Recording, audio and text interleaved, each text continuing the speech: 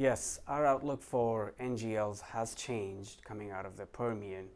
What we've seen in the last year or last couple of years is strong upstream production activity in the Permian, and crude production has been beating expectations, so our outlook for crude has also changed. And along with that, associated gas that comes out has also increased, which has been the major driver for NGL production from Permian. We expect Permian production to more than double in the next 5 or 6 years or so, and will contribute to more than 40 or 50% of the total U.S. NGL production within this time frame.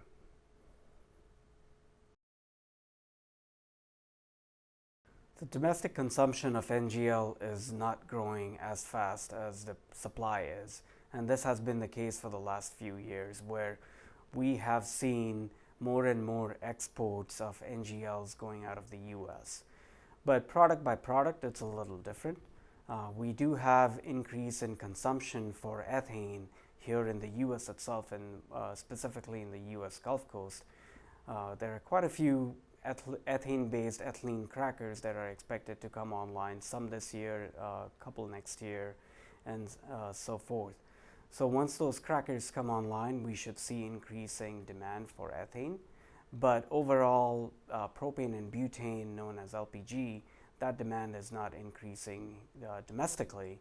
And we have been exporting quite a large amount, 40 to 50% of the domestic production has been exported to international markets in Europe, Asia, and Latin America.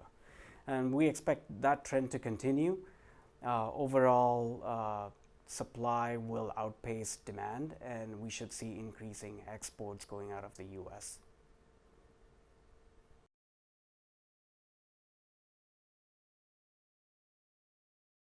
We did see some tightness in terms of infrastructure last year, and that was reflected in the prices. And we're still seeing some tightness in infrastructure throughout the entire supply chain, not so much on the pipeline side, but more on the fractionation and the export side.